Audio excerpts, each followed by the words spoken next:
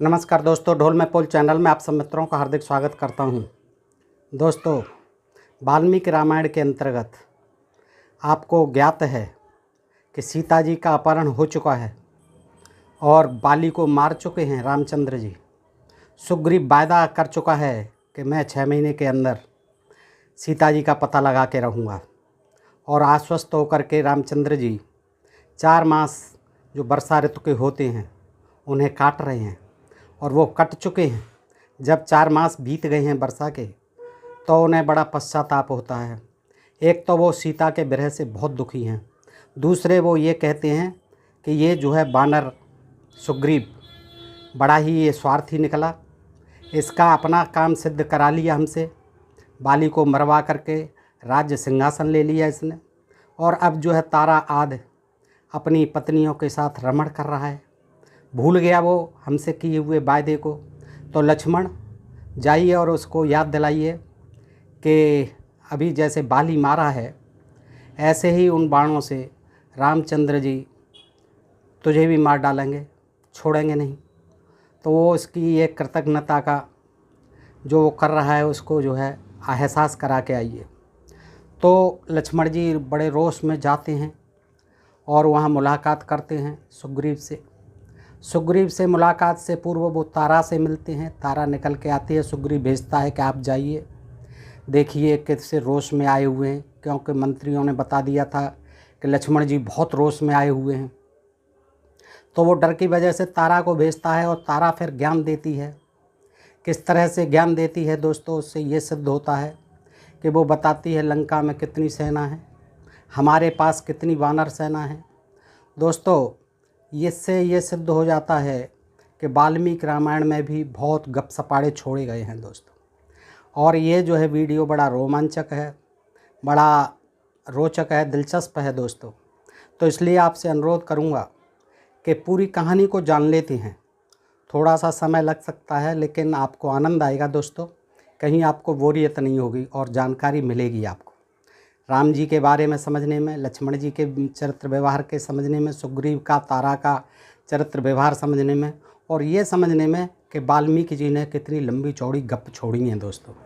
तो आइए सुनते हैं कि मैं सीता को न देखने के कारण शोक से संतप्त हो रहा हूँ। ये किष्किंधा कांड है दोस्तों, और 30वां सर्ग है। मैं सीता को न देखने के कारण शोक से संतप्त हो रहा हूँ, अतः ये वर्षा के 4 महीने मेरे लिए 100 वर्षों के समान बीते हैं। लक्ष्मण, जैसे लक्ष्मण मैं अपनी प्रियतमा से जब से बिछुड़ा हुआ हूँ, मेरा राज्य छीन लिया गया है। देखिए कितने कातर हो रहे हैं, कितने दीन भाव से लक्ष्मण से अपनी बात कर रहे हैं कि लक्ष्मण मैं अपनी प्रियतमा से बिछुड़ा हुआ हूँ, मेरा राज्य छीन लिया गया है और मैं देश से निकाल दिया गया हूँ। इस अवस्था में भी राजा सुग्रीव मुझ पर कृपा नहीं कर रहा है। सौम्य लक्ष्मण मैं अनाथ हूँ। देखिए कितनी दीनता है रामचंद्र जी के अंदर। मैं अनाथ हूँ, राज्य से भ्रष्ट हो गया हूँ, यानी पतित हो गया हूँ, राज्य से च्युत कर दिया गया हूँ। उन्हें बहुत इसका पश्चाताप हो रहा है। रावण ने मेरा तिरस्कार किया है, मैं दीन हूँ। देखिए वो स्वयं महसूस कर रहे हैं, लक्ष्मण से कह रहे हैं मैं दीन हूँ, मेरा घर यहाँ से बहुत दूर है, मैं कामना लेकर यहाँ आया हूँ, तथा सुग्रीव यह भी समझता है कि राम मेरी शरण में आए। वो ये मान के बैठा हुआ है कि राम मेरी शरण में आए, समझता भी यही है। इन्हीं सब कारणों से वानरों का राजा दुरात्मा सुग्रीव मेरा तिरस्कार कर रहा है, किंतु उसे पता नहीं है कि मैं सदा शत्रुओं को संताप देने में समर्थ हूँ। उसने सीता की खोज के लिए समय निश्चित कर दिया था, किंतु उसका तो अब काम निकल गया है, उसका तो काम बन गया। इसीलिए वह दुर्बुद्धि बानर, बुरी बुद्धि वाला बानर, प्रतिज्ञा करके भी उसका कुछ ख्याल नहीं कर रहा है। अतः लक्ष्मण, तुम मेरी आज्ञा से किष्किंधा में जाओ और विषय भोग में फंसे हुए मूर्ख बानर राज सुग्रीव से इस प्रकार कहो, सुग्रीव, निश्चय ही तुम युद्ध में मेरे द्वारा खींचे गए सोने की पीठ वाले धनुष का कौंधती हुई बिजली के समान रूप देखना चाहते हो। बताना उसे जाकर के। वीर राजकुमार सुग्रीव को तुम जैसे सहायक के साथ रहने वाले मेरे पराक्रम का ज्ञान तो हो चुका है। ऐसी दशा में भी यदि उसे यह चिंता न हो कि ये बाली की भांति मुझे मार सकते हैं, तो यह आश्चर्य की ही बात है। उसे ये तो आभास होना चाहिए, एहसास होना चाहिए कि किस तरह से मैंने बाली को मारा है, तो मैं उसको क्यों नहीं मार सकता हूँ, ये उसे एहसास होना भी चाहिए। शत्रु नगरी पर विजय पाने वाले लक्ष्मण, जिसके लिए यह मित्रता आदि का सारा आयोजन किया गया, सारा इंतजाम किया गया। किसका? जिस प्रयोजन के लिए, किस प्रयोजन के लिए? सीता की खोज के लिए। ये सारा मित्रता क्योंकि सुग्रीव से, इन वानरों से, कि उसका प्रयोजन क्या था? सारा आयोजन हमने क्यों किया था? यही था कि सीता का पता लगवाना, सीता की खोज विषयक उस प्रतिज्ञा को इस समय वानर राज सुग्रीव भूल गया है। देखिए, ये बेचारे जनजाति के लोग थे, वानर जाति के थे, ये अनार्य थे, मूल निवासी थे, आदिवासी थे दोस्तों। और इसमें देखिए आगे अनार्य कह करके लक्ष्मण जी संबोधित भी करेंगे। उसे याद नहीं कर रहा है, वानर जाति का बताए, उसे याद नहीं कर रहा है। कहाँ उससे मित्रता थी, कहाँ उसको इतना सम्मान दिया, करा सिंहासन। अब ऐसे शब्द कर रहे हैं, दुर्बुद्धि वानर, उसे याद नहीं कर रहा है क्योंकि उसका अपना काम सिद्ध हो चुका, अपना काम बन गया, निकल गया उसका। सुग्रीव ने यह प्रतिज्ञा की थी कि वर्षा का अंत होते ही सीता की खोज आरंभ कर दी जाएगी, किंतु वह क्रीड़ा विहार में इतना तन्मय हो गया है कि इन बीते हुए 4 महीनों का उसे कुछ पता ही नहीं। सुग्रीव मंत्रियों तथा परिजनों सहित क्रीड़ा जनित आमोद प्रमोद में फंसकर विविध पेय पदार्थों का यानी मदिरादि का सेवन कर रहा है। हम लोग शोक से व्याकुल हो रहे हैं, हम तड़प रहे हैं, यहाँ शोक से व्याकुल हो रहे हैं, तो भी वह हम पर दया नहीं कर रहा है। महाबली वीर लक्ष्मण, तुम जाओ, सुग्रीव से बात करो, मेरे रोष का जो स्वरूप है वह उसे बताओ और मेरा यह संदेश भी कह सुनाओ। सुग्रीव बाली मारा जाकर जिस रास्ते से गया है वह आज भी बंद नहीं हुआ है। साफ बता दो उसे, सुग्रीव को, कहे सुग्रीव, जिस बाली मारा जाकर जिस रास्ते से गया है वो रास्ता आज भी बंद नहीं हुआ है, इसीलिए तुम अपनी प्रतिज्ञा पर डटे रहो, बाली के मार्ग का अनुसरण न करो। ये देखिए कैसी मित्रता थी वानरों से, इतनी जल्दी आकुलाहट हो रही है और किस तरह से मारने का भी प्रयोजन कर रहे हैं, कह रहे हैं। बाली तो रण क्षेत्र में अकेला ही मेरे बाण से मारा गया था, परंतु यदि तुम सत्य से विचलित हुए सुग्रीव, तो मैं तुम्हें बंधु बांधवों सहित पूरे परिवार सहित काल के गाल में डाल दूंगा। पुरुष प्रवर नरश्रेष्ठ लक्ष्मण, जब इस तरह कार्य बिगड़ने लगे, जब अपना कोई कार्य बिगड़ने लगे ऐसे अवसर पर, और जो भी बातें कहनी उचित हों, जिनके कहने से अपना हित होता हो, यानी डरा के धमका के साम दाम दंड भेद लक्ष्मण किसी भी नीति से अपना काम निकलता हो और बातें बिगड़ती दिख रही हों अपनी, तो वो सब बातों से कहो, जल्दी करो क्योंकि कार्य आरंभ करने का समय व्यतीत हो रहा है।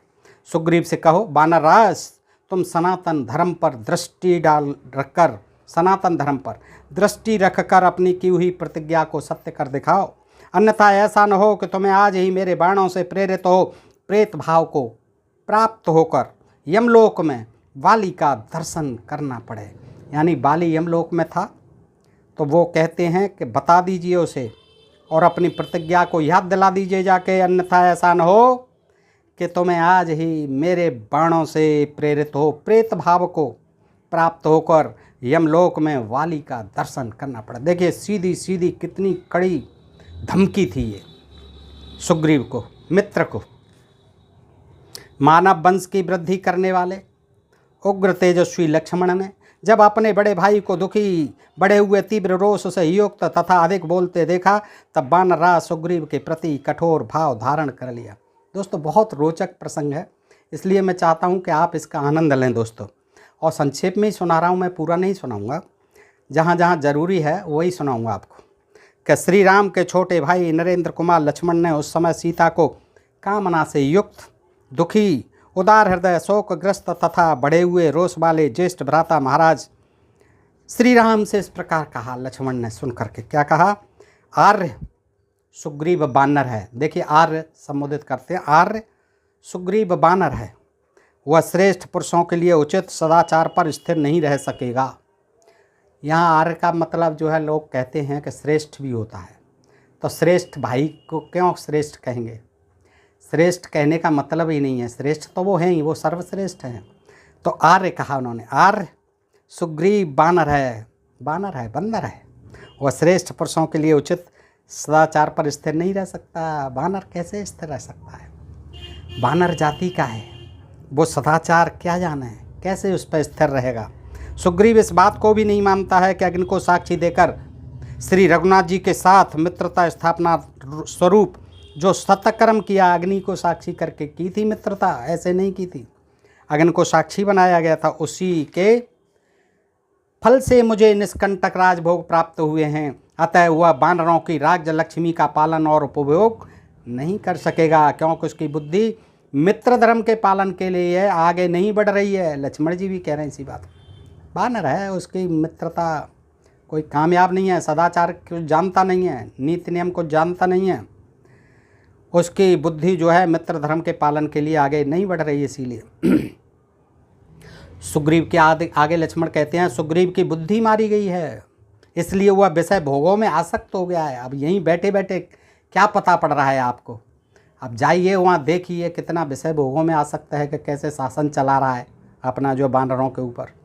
आपकी कृपा से जो उसे राज्य आदि लाभ हुआ है भाई साहब, उस उपकार का बदला चुकाने की उसकी नीयत नहीं है। उस उपकार का बदला, बाली को मारा था आपने, इसीलिए मारा था कि ये उपकार का बदला देगा और सीता का पता लगाएगा, लेकिन उस उपकार का बदला चुकाने की उसकी नीयत नहीं है। अतः अब वह भी मारा जाकर अपने बड़े भाई वीरवर बाली का दर्शन करे। मैं भी यही चाहता हूँ कि उसको भी मारो और बाली के दर्शन कराओ। ऐसे गुणहीन पुरुष को राज्य नहीं देना चाहिए था। यह आपने गलती करी भगवान, कि आपने ऐसे गुणहीन बानर को राज्य दे दिया। मेरे क्रोध का वेग बढ़ा हुआ है। लक्ष्मण जी आगे कहते हैं, मैं इसे रोक नहीं सकता, असत्यवादी सुग्रीव को आज ही मारे डालता हूँ। लो, वो तैयार भी हो गए, आज ही मारे डालता हूँ। अब बाल कुमार अंगद ही राजा होकर प्रधान बानर वीरों के साथ राजकुमारी सीता की खोज करेगा। सुग्रीव को मार के अंगद को राजा बनाएंगे और वो अंगद कराएगा, पता लगाएगा। यों कहकर, अब पता नहीं कैसे ये भगवान थे, इनको पता ही नहीं है, बानरों के भरोसे जो है सीता को छोड़ दिया।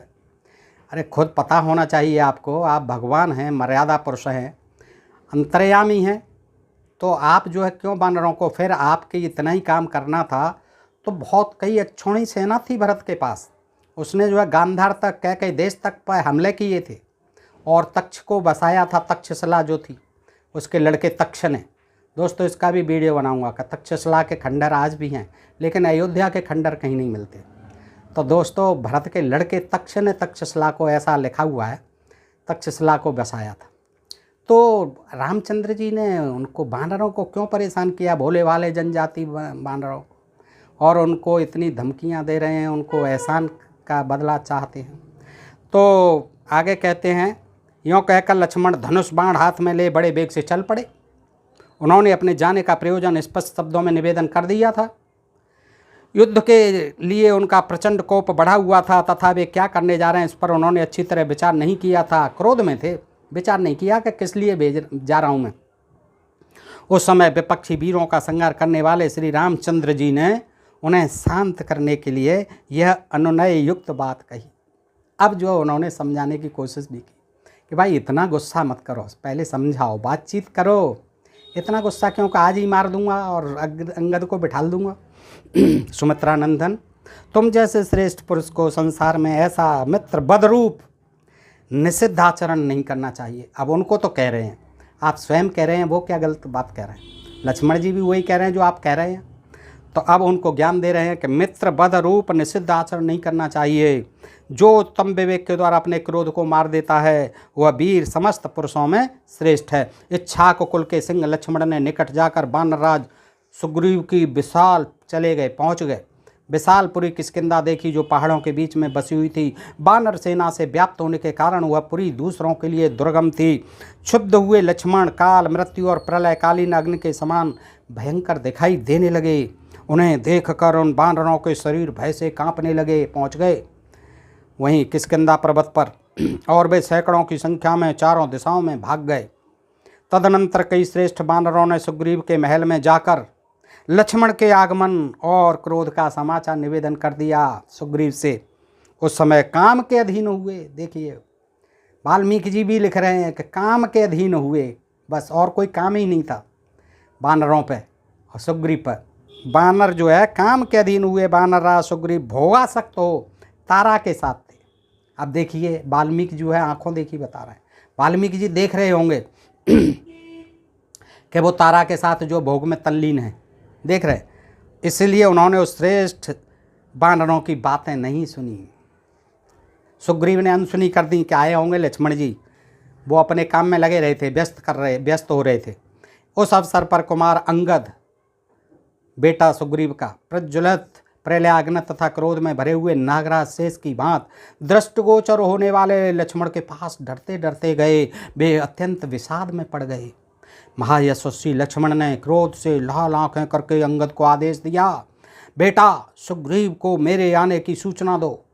उनसे कहना शत्रुदमन वीर श्री रामचंद्र जी के छोटे भाई लक्ष्मण अपने भ्राता के दुख से दुखी होकर आपके पास आए हैं और नगर द्वार पर खड़े हैं। वानर राज, यदि आपकी इच्छा हो तो उनकी आज्ञा का अच्छी तरह पालन कीजिए। शत्रुदमन वत्स अंगद, बस इतना ही कहकर तुम शीघ्र मेरे पास लौट आओ। जाओ ये सूचना दे दो अपने पिताजी को। लक्ष्मण की बात सुनकर शोकाकुल अंगद ने पिता सुग्रीव के समीप आकर कहा, तात ये सुमित्रा नंदन लक्ष्मण यहाँ पधारे हैं। मंत्रियों सहित अंगद का वचन सुनकर और लक्ष्मण के कुपित होने का समाचार पाकर मन को बस में रखने वाले सुग्रीव आसन छोड़कर खड़े हो गए। वे मंत्रणा कर्तव्य विषयक विचार के परिनिष्ठित विद्वान होने के कारण मंत्र प्रयोग में अत्यंत कुशल थे। वानरराज सुग्रीव, उन्होंने श्री रामचंद्र जी की महत्ता और अपनी लघुता का विचार करके मंत्रज्ञ मंत्रियों से कहा, मैंने न तो कोई अनुचित बात मुँह से निकाली है और न कोई बुरा काम ही किया है, फिर श्री रघुनाथ जी के भ्राता लक्ष्मण मुझ पर कुपित क्यों हुए हैं? भाई मैंने तो ऐसी कोई बात भी नहीं कही, मैंने कोई गलत काम भी नहीं किया, फिर यहाँ लक्ष्मण जी जो है कुपित क्यों हो रहे हैं? इस बात पर मैं बारंबार विचार करता हूँ, अपने मंत्रियों से कहता, अवश्य ही मुझे लक्ष्मण से तथा श्री रघुनाथ जी से कोई भय नहीं है। देखो स्पष्ट कह देता है, आदिवासी था उसे काय का भय है, वो कह देता है अवश्य ही मुझे लक्ष्मण से और श्री रघुनाथ जी से कोई भय नहीं है। तथापि बिना अपराध के कुपित हुआ मित्र हृदय में घबराहट उत्पन्न कर ही देता। अरे ऐसा भी क्या मित्र जो बगैर अपराध के कुपित हो जाए? थोड़ी सी तो घबराहट होती है, पता नहीं क्यों इतने ये मित्र जो है कुपित हो रहे हैं लक्ष्मण जी। तो महाबली सुमित्रा कुमार लक्ष्मण ने सुग्रीव के उस रमणीय भवन में प्रवेश किया। मानो सूर्यदेव महान मेघ के भीतर प्रविष्ट हुए हों, उस समय किसी ने रोक टोक नहीं की। अंगद के द्वारा उनके आगमन का समाचार तो उन्हें पहले ही मिल गया था। अब धनुष की टंकार से वानर सुग्रीव को इस बात का प्रत्यक्ष अनुभव हो गया कि लक्ष्मण ने अवश्य यहाँ पदार्पण किया है। फिर तो उनका मुख सूख गया, यानी उन्होंने जो है लक्ष्मण ने धनुष की टंकार की और उस टंकार को सुनते ही वानर सुग्रीव का मुंह सूख गया कि जरूर अब तो स्पष्ट हो गया, साफ हो गया कि लक्ष्मण जी आ गए। भय के कारण वे मन ही मन घबरा उठे। वानरराज, लक्ष्मण के सामने आने का उन्हें साहस न हुआ, तथापि किसी तरह धैर्य धारण करके वानर श्रेष्ठ सुग्रीव परम सुंदरी तारा से हित की बात कहने लगे।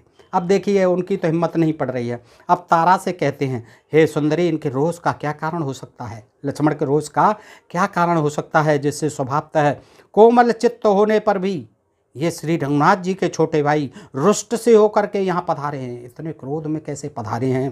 तारा अथवा भामिनी, तुम स्वयं ही जाकर लक्ष्मण को देखो और सांत्वनायुक्त बातें कहकर उन्हें प्रसन्न करने का प्रयत्न करो।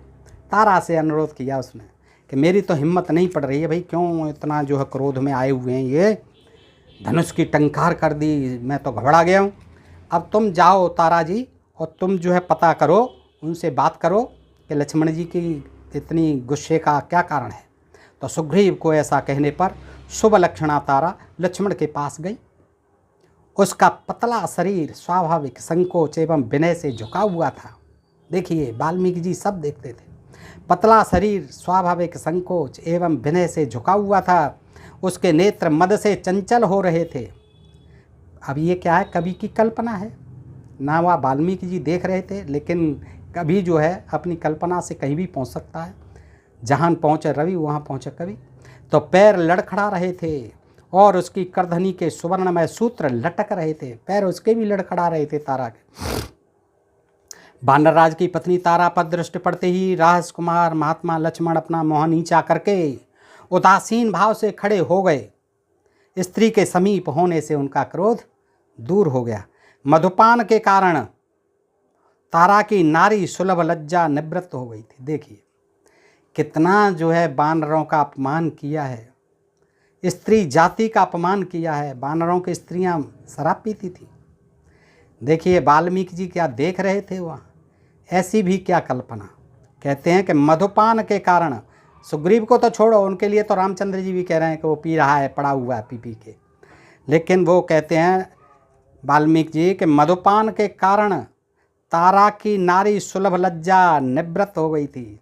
जो नारी सुलभ संकोच होता है, मन में शर्म होती है, झिझक होती है, वो ख़त्म हो गई थी लक्ष्मण के आगे जाते समय। क्यों? कि उसने मदरा पी रखी थी, मधुपान कर रखा था।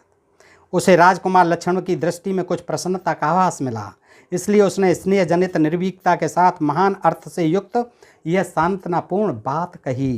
क्या कही? राजकुमार, आपके क्रोध का कारण क्या है? कौन आपकी आज्ञा के अधीन नहीं है, मुझे बताओ। कौन निडर होकर सूखे वृक्षों से भरे हुए वन के भीतर चारों ओर फैलते हुए दावानल में प्रवेश कर रहा है? ऐसा कौन है, बताइए आप।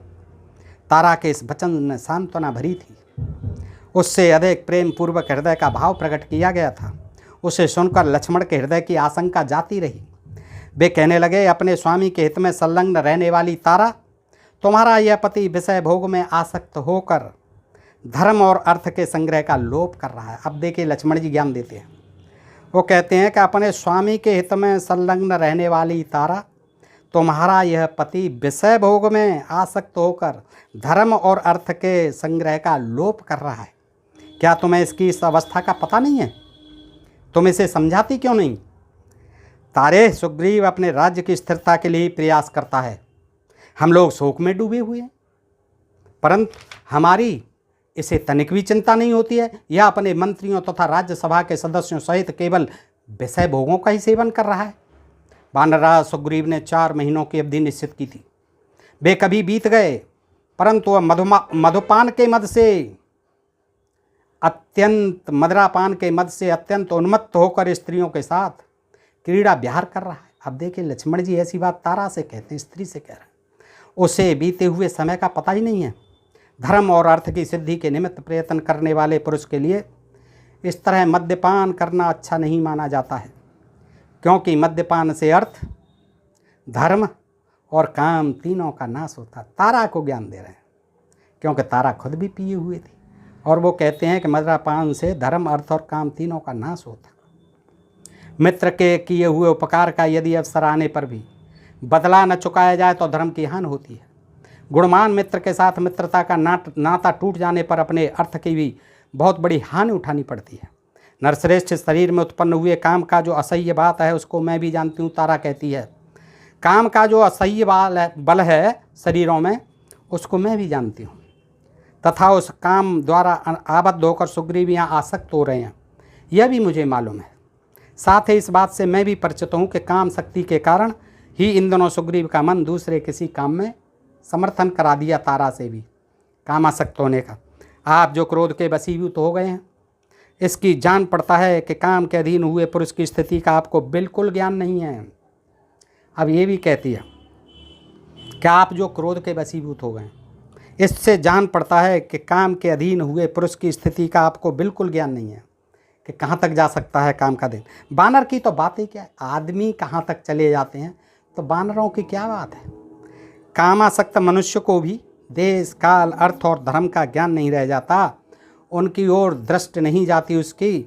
विपक्षी वीरों का विनाश करने वाले राजकुमार लक्ष्मण, वानरराज सुग्रीव विषय भोग में आसक्त होकर इस समय मेरे ही पास थे, मेरे पास रमण कर रहे थे।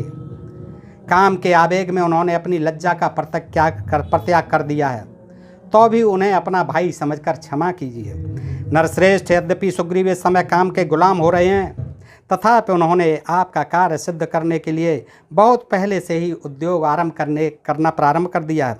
इसके फलस्वरूप इस समय विभिन्न पर्वतों पर निवास करने वाले लाखों और करोड़ों वानर, जो इच्छानुसार रूप धारण करने में समर्थ एवं महान पराक्रमी हैं, यहाँ उपस्थित हुए हैं। बुला लिए, लाखों करोड़ों वानर उपस्थित हो गए।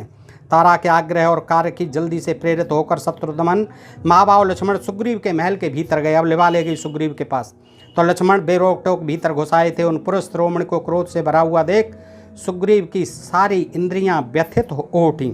श्रीमान सुग्रीव के नेत्र मत से लाल हो रहे थे। वे टहलते हुए लक्ष्मण के पास आए और हाथ जोड़कर खड़े हो गए। लक्ष्मण वहाँ महान कल्प वृक्ष के समान स्थित थे। दोस्तों, आगे चल करके फिर बातें होती हैं। अंत में आप सुन लें कि तदनंतर वानरराज सुग्रीव ने अपने कंठ में पड़ी हुई फूलों की विचित्र विशाल एवं बहुत संपन्न माला तोड़ डाली और मद से रहित हो गए। फिर समस्त वानरों में श्रोमण सुग्रीव ने भयंकर बलशाली लक्ष्मण का हर्ष बढ़ाते हुए उनसे यह विनयुक्त बात कही। महात्मा सुग्रीव के ऐसा कहने पर लक्ष्मण प्रसन्न हो गए और बड़े प्रेम से इस प्रकार बोले, सुग्रीव, तुम्हें सहायक के रूप में पाकर प्रतापी श्री राम रणभूमि में अपने शत्रुओं का शीघ्र ही वध कर डालेंगे, इसमें कोई संशय नहीं है।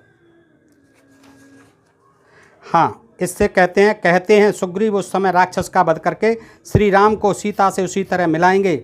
सुग्रीव कहता है जैसे चंद्रमा का रोहिणी के साथ संयोग हुआ है। कहते हैं कि लंका में 100,000 करोड़ 36 अयुत यानी 36,000 और 3600 राक्षस रहते हैं। देखिए कितने, 100,000 करोड़ 36 आयुत 36,000 और 36 राक्षस रहते हैं। क्या फिगर बनाई है, 100,000 करोड़ 36 अयुत 36,000 और 3600 राक्षस रहते हैं। देखिए वो कहता है, और वे सब के सब राक्षस इच्छानुसार रूप धारण करने वाले तथा दुर्जय हैं। लक्ष्मण को बता रहा है सुग्रीव। उन सब का संहार किए बिना रावण का, जिसने मिथिलेश कुमारी सीता का अपहरण किया है, वध नहीं हो सकता है। और वो अपनी बताता है कि शत्रुघ्न लक्ष्मण, आज आपकी सेवा में कोट सहस्त्र यानी 10 अरब रीछ, 100 करोड़ यानी 1 अरब लंगूर और भी बढ़े हुए तेज वाले कई करोड़ वानर उपस्थित होंगे। चिंता मत करो आप, इसलिए आप क्रोध को त्याग दीजिए। दोस्तों, ये आपने देखा कि किस तरह से बताता है सुग्रीव कि हे लक्ष्मण, आज आपकी सेवा में कोट सहस्त्र यानी 10 अरब, इतने तो रीछ आएंगे, 10 अरब और 100 करोड़ यानी 1 अरब लंगूर आएंगे। देखिए, रीछ और लंगूर और बंदर लड़ेंगे, और कितने 1 अरब लंगूर आएंगे और भी बढ़े हुए तेज वाले कई करोड़ वानर। बस चिंता मत करो आप, हम तहस नहस कर डालेंगे लंका को, क्योंकि वहाँ तो ज़्यादा नहीं है, वहाँ तो 100,000 करोड़ 36 अयुत 36,000 और 3600 राक्षस रहते हैं। चिंता मत करो, उससे तो कई गुनी हमारी फोर्स है। आप जो है बिल्कुल निश्चिंत हो जाइए। आपका मुख क्रोध से तमतमा उठा है और आंखें रोज से लाल हो गई हैं। यह सब देखकर हम वानराज की स्त्रियों को शांति नहीं मिल रही है। ये तारा कहती है, हम सबको भय बालीवध के समान ही किसी अनिष्ट की आशंका हो रही है। हाँ, ये जो है तारा ने बताई है दोस्तों, तारा ने बताई है, सुग्रीव ने नहीं बताई है संख्या। ये जो है बात कर रही है लक्ष्मण, किसी की सहायता लिए बिना अकेले किसी वीर के द्वारा न तो उस राक्षसों का संग्राम में वध किया जा सकता है और न क्रूरकमा रावण ही, इसलिए सुग्रीव से सहायता लेने की विशेष आवश्यकता है। तो ये जो है बताई है संख्या तारा ने, लंका की भी और अपने वानरों की भी। तो दोस्तों, इस तरह से ये जो है आपके सामने रखा प्रसंग। और दोस्तों, ये जानकारी मिली कि वाल्मीकि रामायण में वाल्मीकि जी ने भी खूब लंबी लंबी छोड़ी हैं, आप देख सकते हैं दोस्तों। ये आप पढ़ लीजिए, किष्किंधा कांड है, 742-43 पृष्ठ। ये जो है वाल्मीकि रामायण प्रथम भाग है, गीता प्रेस गोरखपुर। दोस्तों, आज के लिए इतना ही। अपने प्रिय चैनल ढोल में पोल को सब्सक्राइब करते रहें दोस्तों, ऐसे ही प्रसंग सुनते रहने के लिए। आप सब मित्रों का हार्दिक आभार। नमस्कार, जय भारत, जय इंडिया दोस्तों।